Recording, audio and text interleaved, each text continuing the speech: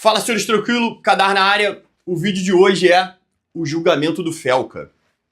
Cara, para quem não tá inteirado, embora eu acho difícil, um influenciador com grande impacto, né, nas redes sociais, o Felca, que é muito conhecido pela sua característica de humor. Humor, né? Ele fala sobre vários assuntos. Fez uma denúncia há pouco tempo sobre adultização. Né? Foram 50 minutos de vídeo. Ele apresenta ele apresenta argumentos, ele traz profissionais para embasar a autoridade da afirmação dele, como psicólogos, ele traz provas e ele materializa tudo isso gerando uma denúncia. Né? No final do vídeo ele diz que fez uma denúncia no Ministério Público falando sobre adultização. O que seria adultização? Adultização seria o termo empregado para exploração precoce, né, da imagem sexualizada de um jovem. Né? Seria como tratar um jovem como adulto. Né? Então, no caso dele, ele aponta alguns personagens que fazem isso na internet e lucram com isso, né, utilizando a imagem sexualizada, né, de menores. E ele mostra na investigação dele como isso alimenta uma rede, né, de pedofilia, de pornografia, assim, diversas coisas nocivas. Né? Quando a gente fala em pedofilia, é um termo tão pesado assim que, né, tu é pai ainda, tu fica mais... Né, eu tenho aqui muitos não, né, mas assim, eu recebo muitos depoimentos de pessoas novas que foram abusadas, entendeu? E o estímulo, né, ao desejo de jovens, né, de a fase infantil ainda, é uma coisa muito covarde, assim, é uma coisa que me irrita muito. Então, o Felca fez uma denúncia sobre isso. E cara, gerou um número absurdo de apoio. Você teve ali muita gente reativando coisas que tinha do Felca, então, assim, influenciadores para surfar na onda ou para mostrar apoio. Alguns foram, né, de forma categórica, falaram, cara, eu concordo com isso, não sei o que, não sei o que, não sei o que lá.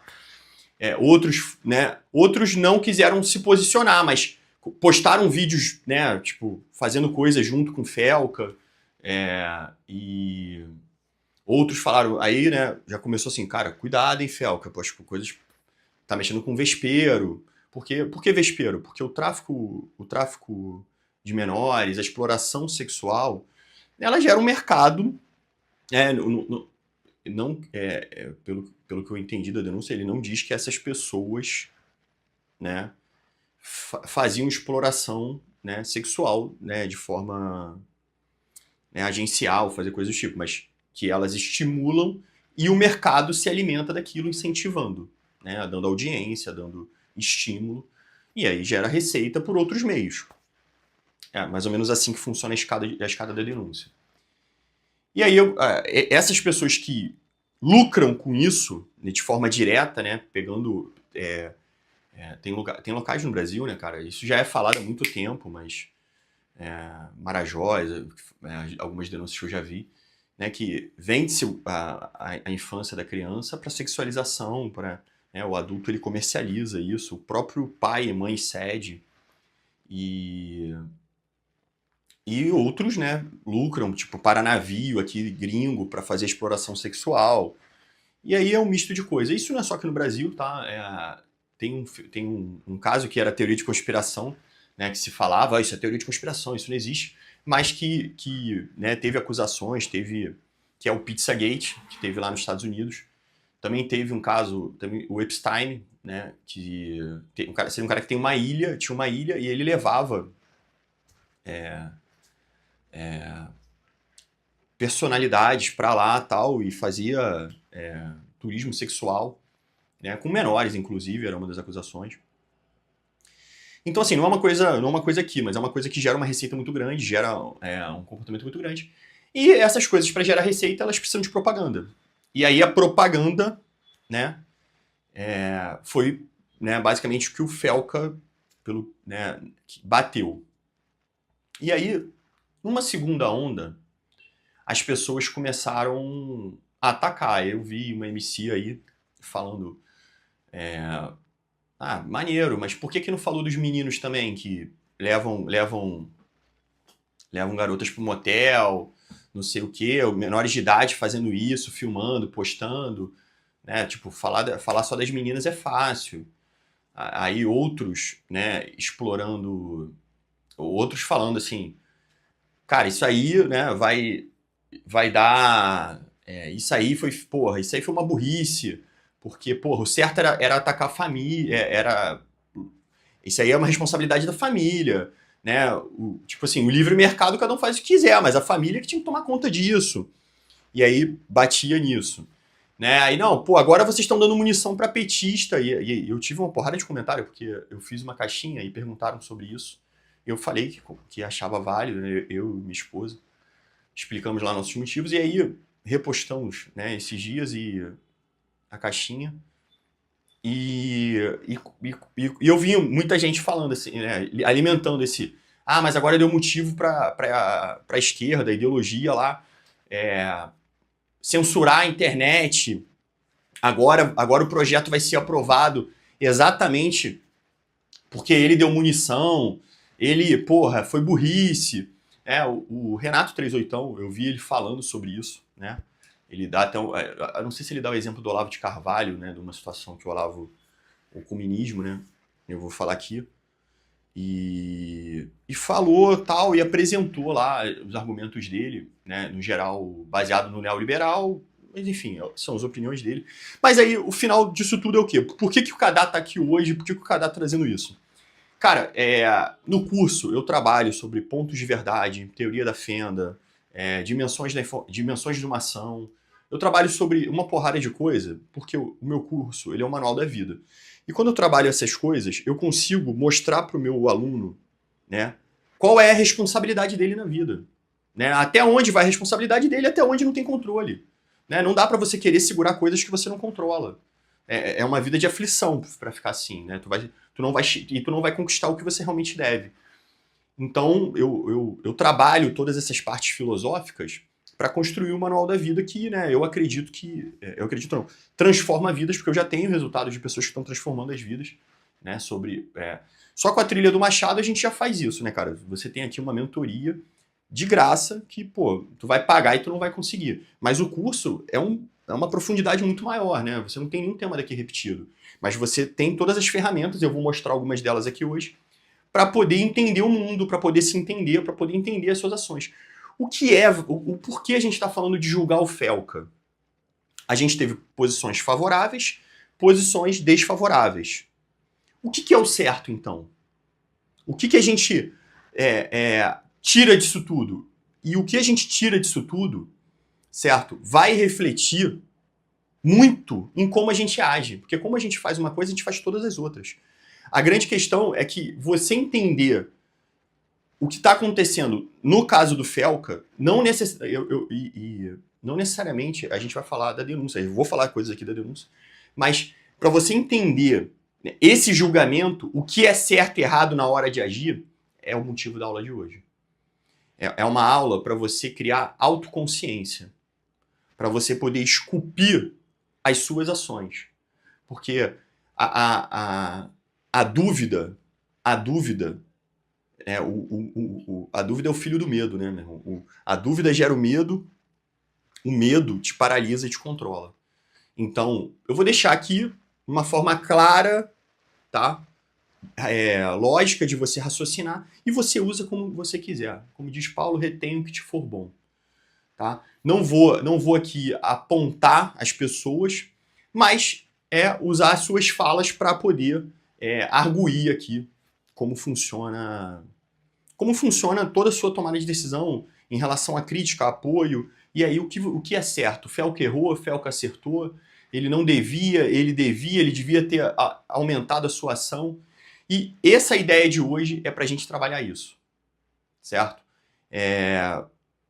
Esse vídeo, provavelmente eu vou descer ele para apoiador, para o público, né? Rápido, nessa semana ainda, porque eu vejo vocês tomando decisões de forma emocional, acompanhando alguém. Ah, eu vou. Ah, agora eu vou. E aí, filho, nesse aí, vocês acabam não escolhendo o que vocês entendem que é certo. O que eu vou tentar deixar aqui é deixar claro uma linha de como eu acho que você deve raciocinar. Porque ela te dá coerência para se raciocinar em tudo. E aí você toma para você o que for bom. Tá? É uma aula para aumentar o seu nível de consciência. O Felca e todos os outros personagens aqui, eles vão ser, embora eles vão ser destrinchados, eles são apenas alegorias para a gente falar de você, para a gente falar de mim. Para eu explicar para vocês como é que o cara falou comigo em 2021, quando eu cheguei na rede, e quando ele falou comigo depois, em 2025, perguntando a mesma coisa, eu tive a mesma resposta, de coerência. Se os valores não alteraram, a resposta se mantém a mesma. Ah, os valores alteraram, aprendi mais coisas, mudei a opinião, beleza, mas se não... Isso é um padrão lógico. Você não precisa ser o mesmo sempre. Mas se você tiver uma linha lógica, você tem coerência nas suas ações. E isso faz muito bem para você. Te gera menos dissonância. A gente vai falar sobre isso tudo. Primeiro, a gente precisa entender uma coisa. Tá? Então, até o final do vídeo, a gente vai jogar o Felca, as ações que ele fez, mas de forma alegórica. Espero contribuir, tanto na posição de vocês em relação a esse caso, mas principalmente no que isso vai construir, né, do comportamento de vocês. Certo? Dimensões da ação. Cara, isso aqui é um módulo do meu curso que eu uso para poder ajudar as pessoas a entenderem como funciona uma ação. Toda ação tem pelo menos 4 dimensões. A causa, né? Você vai lá e dá um soco. Eu vou lá e dou um soco. Isso foi a minha ação. Eu causei um soco. Aí tem o efeito, te gerou dor. Vai ter a tua reação. Tu vai concordar, vai se omitir, vai recuar, vai revidar. E depois a gente vai ter ressonância. O que isso no fator tempo vai gerar. Pessoas muito estrategistas conseguem, pelo menos dizem que conseguem, prever todos os atos. Eu acho muito difícil. Eu acho mais fácil a gente ser antifrágil. A cada movimento do tabuleiro, a gente ir reavaliando a nossa forma de raciocinar. Mas toda ação tem essa sequência de fatos. Tá? Esse módulo, ele é um dos primeiros módulos que eu passo na hora de construção de inteligência, de consciência, e ele define muita coisa na nossa vida. Se você entender bem ele, você vai entender. Então, qual é a causa? Tipo, Felca fez uma denúncia.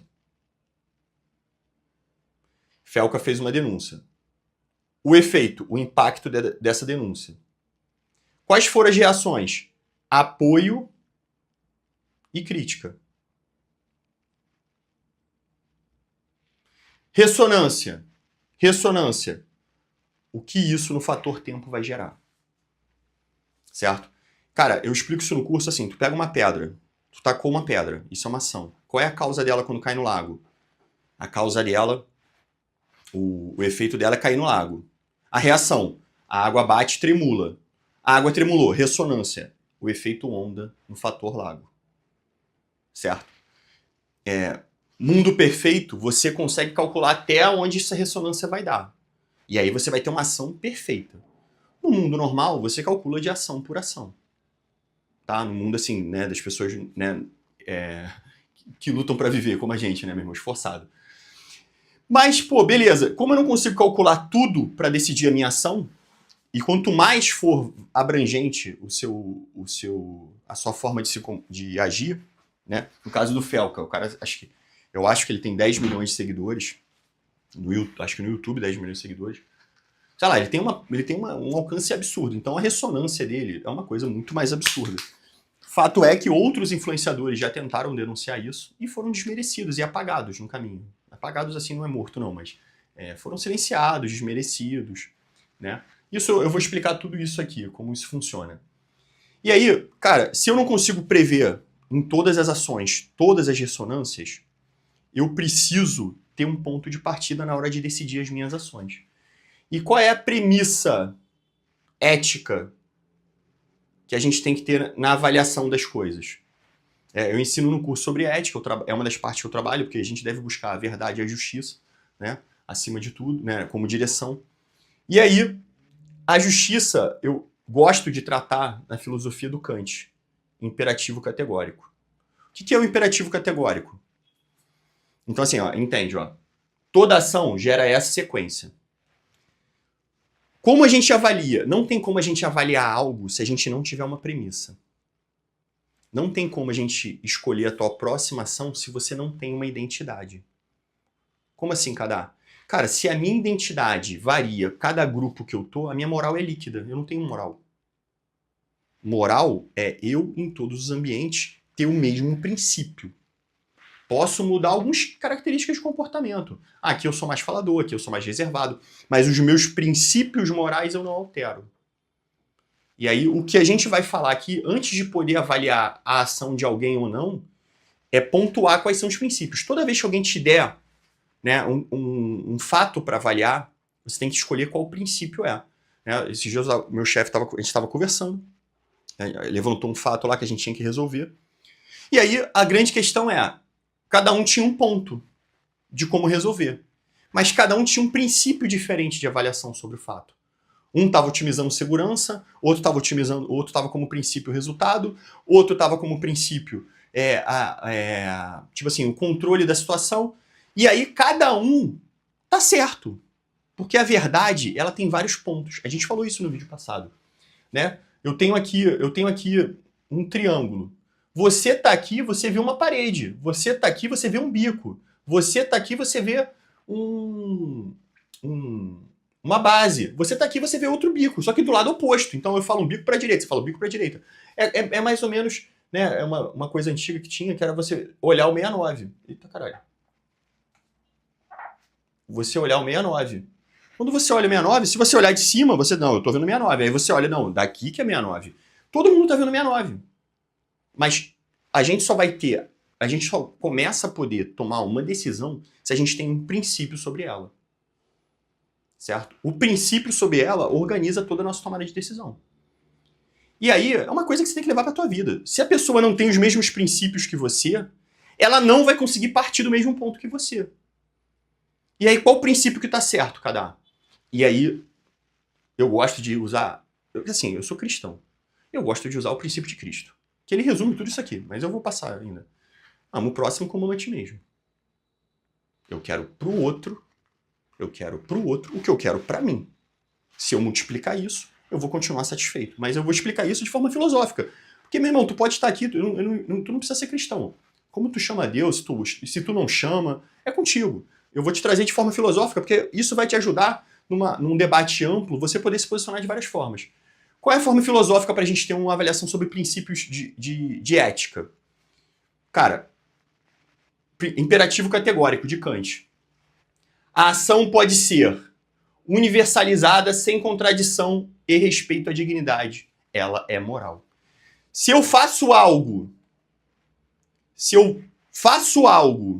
que se eu multiplicar por 1000, ele continua preservando o respeito e a dignidade de todos, ela é moral. Entendeu? Sobre todas as ações, isso não tem a ver com lei, filho. Isso não tem a ver com lei, porque lei nem sempre vai ser moral. Tá? A lei dizia que o Hitler podia fazer o que fez. A lei dizia que Stalin podia fazer o que fez. Então, lei não necessariamente é moral. Quanto mais dissonante a cultura é da ética, a lei vai ficando mais complicada. Então, nem sempre lei é moral. Mas o imperativo categórico é universalizado. Você pode fazer sobre qualquer ação.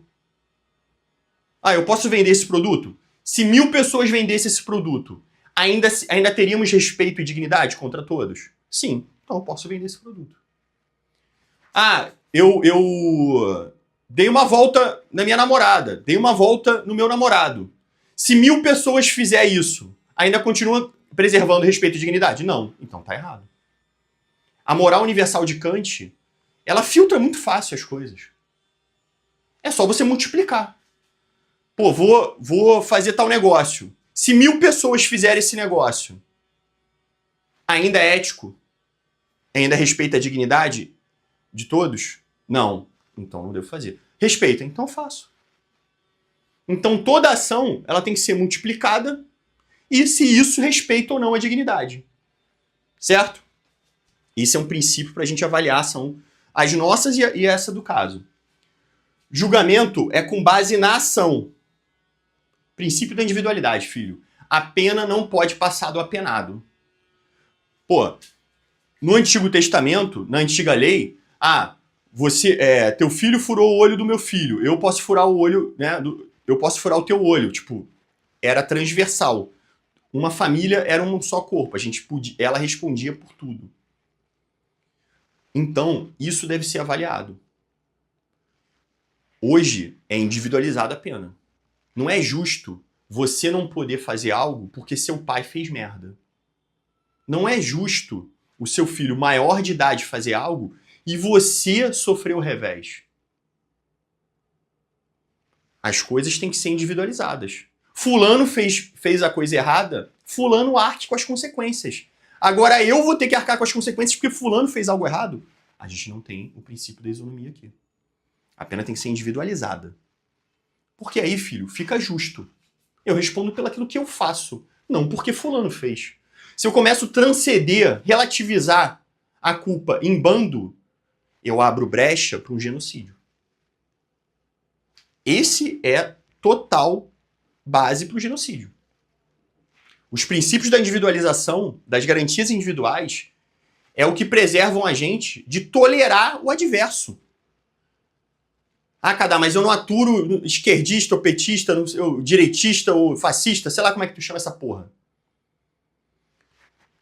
Eu tenho que metralhar. Meu irmão, multiplica isso por 1000. Se todo mundo não se aturar, a gente entra em guerra. Foda-se, eu entro... Meu irmão, para de ser idiota. Vai ver teu filho morrer por causa dessa causa? Não tem que entrar em guerra, tem que aprender a tolerar. E escolher pra si. Eu não faria isso. Eu vou chegar num ponto que isso vai ser melhor esclarecido, mas entende? Se você começar a tirar a individualidade, o todo vale mais que o indivíduo. Se o todo vale mais que o indivíduo pode ser anulado para que o todo preserve. Isso é o princípio utilitarista.